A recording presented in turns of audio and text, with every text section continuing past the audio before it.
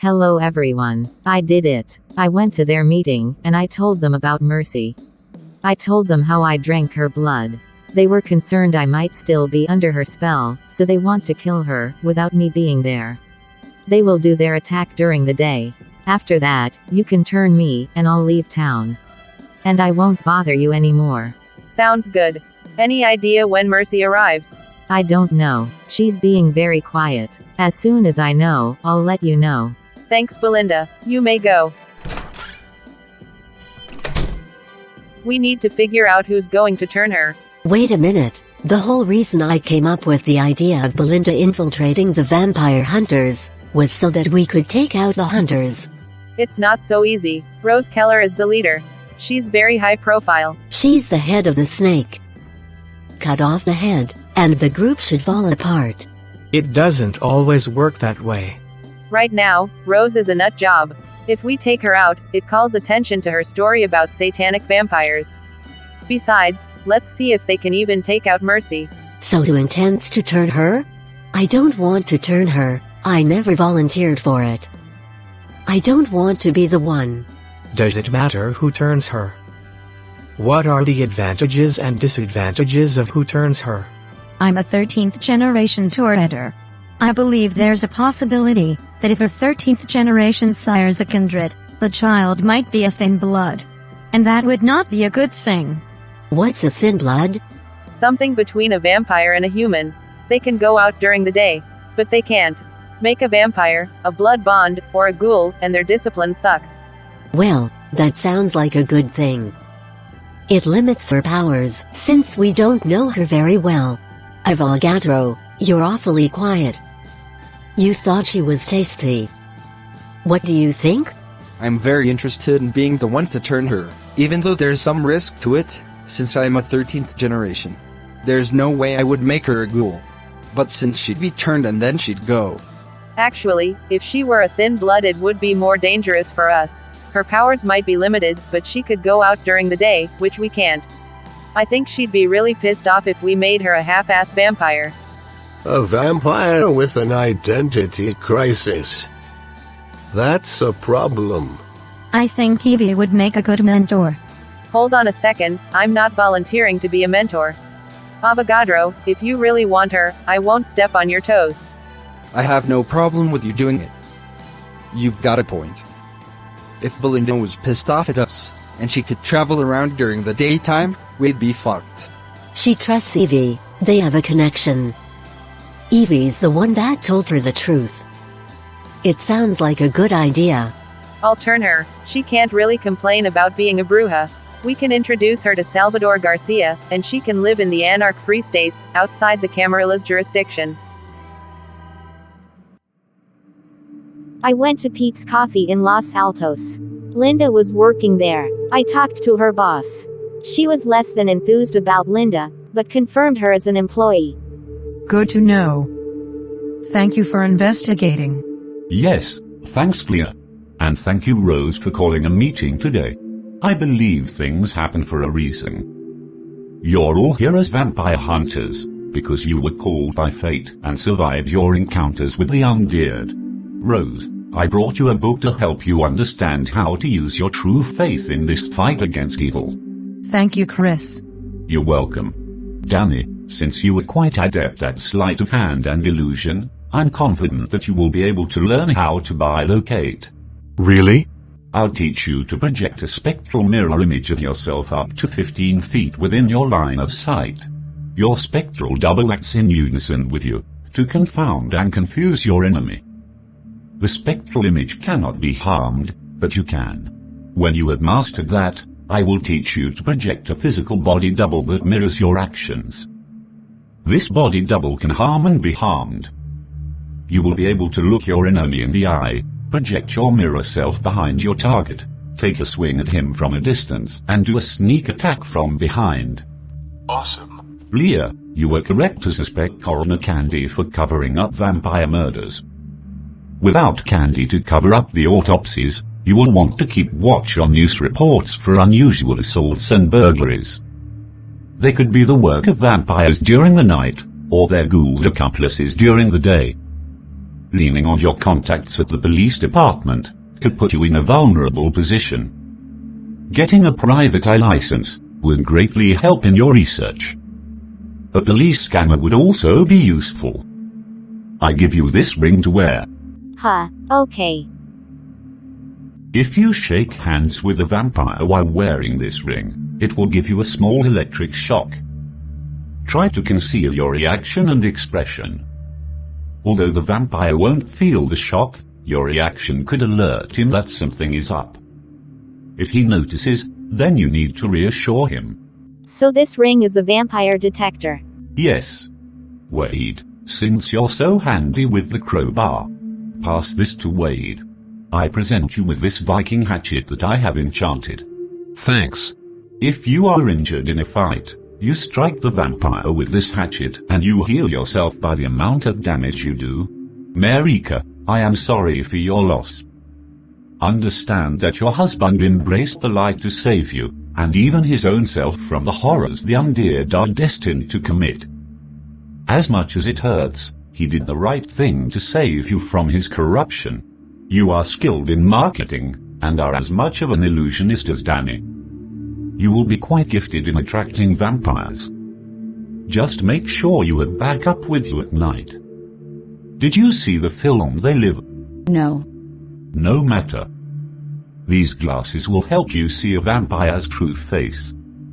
Nosferatu have a discipline called obfuscate, which alters their appearance. These glasses will show you their true natural face.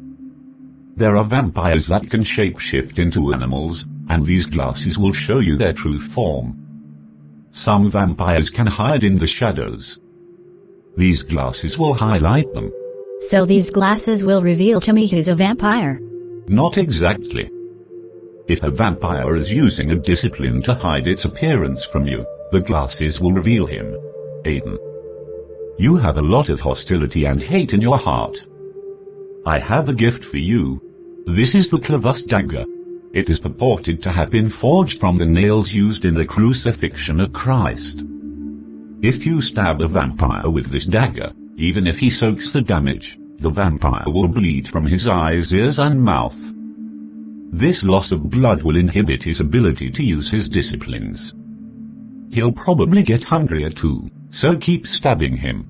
I need to be going. When you have time, get in touch with me and I'll go over how to use the items with you individually. Vampires that can shapeshift and obfuscate. I'm tired of Chris not telling us everything. I can't wait to see these glasses work. I don't trust Chris. I'm going to look for bugs. I'm afraid the only bugs she'll find are the ants in the garbage. Those AA groups never pick up after themselves. I'm very excited to read this book. Remember how I hit that vampire with my rosary and she got burned? I can't wait to strengthen and use my faith against those evil satanic vampires. Well, I got this cool dagger made from the nails of the crucifixion. Every time I stab a vampire, it'll bleed from every orifice, making it hungrier and probably more dangerous. Yes, but he also said it would stop the vampire from using its disciplines. So we'll have to hurry up and kill it. Right? Also, the more he bleeds, the easier it'll be for someone to drink his blood and get more powers. I won't be drinking vampire blood. We're not trying to emulate them. We're trying to exterminate them. Right. And what does your Viking hatchet do, Wade? I heal by the amount of injury I cause. That certainly makes him the frontline worker in the vampire hunting trade. It's weird he has all this stuff to help us. Not really. We're a vampire hunting group. These tools and lessons give credence to his words. I feel better tonight than I felt at other meetings we've had. His commitment seems real.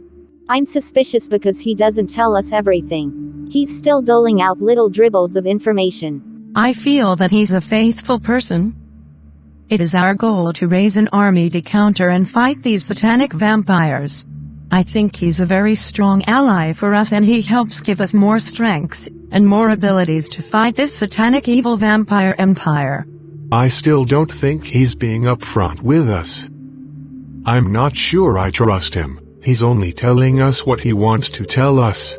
Denny, do you think he has evil intent behind him? I don't know that he has evil intent. He could just be out for his own good. Not all politicians are bad, but that doesn't mean you can trust a good politician. How does that affect your behavior? What are you going to do about it? I'm just going to keep my eye on him, and try to figure out what's real, and what's not real. I think he's helped us a lot. He's given us some devices that can help us identify vampires. He's given us some weapons to fight them, and counter some of their abilities. Yeah, but I still feel he has ulterior motives. Like staying alive, perhaps? Perhaps, but we can't trust him entirely. I don't trust you entirely either. In 3 more seconds someone's going to say Nazi. I'm not usually the one to de-escalate, but is this really any worse than a business relationship with bullshit, babble and bouillabaisse? I don't find anything Chris did or said troubling or inconsistent. He's actually said and done everything fairly consistently. He said he can't talk about things, and yeah, there's a lot of black areas in his story, and he says he can't tell the whole thing. Fair enough. He's withheld information when it was relevant. For example, with Candy, I told him I was going to talk with her. He said, "Oh, maybe this isn't a good idea." Afterwards he just happens to know what kind of vampire she is, what she can do, and that she was probably eating rats, and he didn't bother to tell me that, before you all went off and killed her. I don't trust him, and I don't think that just because he says this is a good vampire to kill, that he's believable. The only good vampire is a dead vampire. I have a little bit more ethics than that. I don't have any regrets. And this is what I'm going to keep doing, and I can't wait till the next one shows up. And I kill that one too. I'm not a vigilante. I wonder how long we'll have to wait before Linda brings us mercy. Hopefully it's just a few days. It sounds to me like Linda doesn't even know, and we could have very little notice.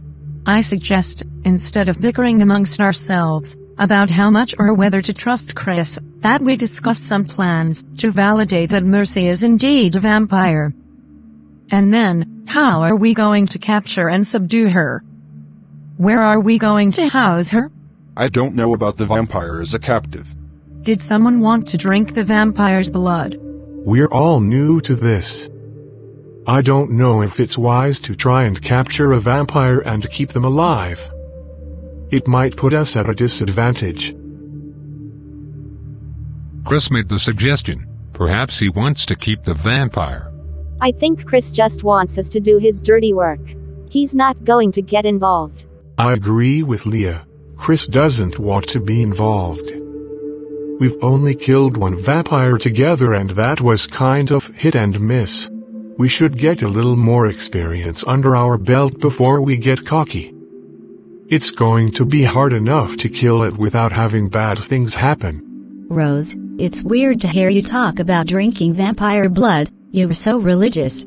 But if one of us drinks the blood, we can monitor and see what it does, so in the future we'll have more information. We can also kill the vampire after drinking the blood instead of trying to keep it prisoner. Mareeka, Catholics got more experience drinking blood than anyone else. Only with the blood of Christ. Well, you're a better candidate than I. Well, because of our lack of experience we probably should just dispatch Mercy as quickly as we can. If there's an opportunity during the battle, and it seems safe, someone can try some blood, but I think Danny's right, and let's not get anybody hurt or killed from our team. Agreed. If we're doing great with our new gear and talents, we might have an opportunity for someone to try the blood. Conversely, if we are losing really badly, and someone tastes the blood, it could be just the boost we need. If I get some vampire blood on my dagger, anybody's welcome to lick my dagger.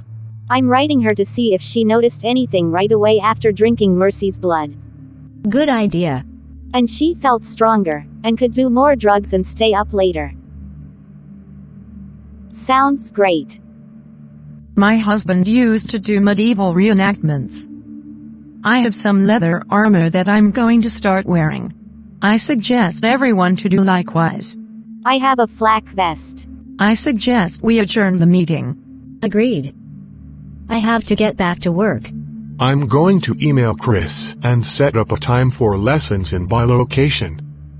It would be cool if it's real. It's real.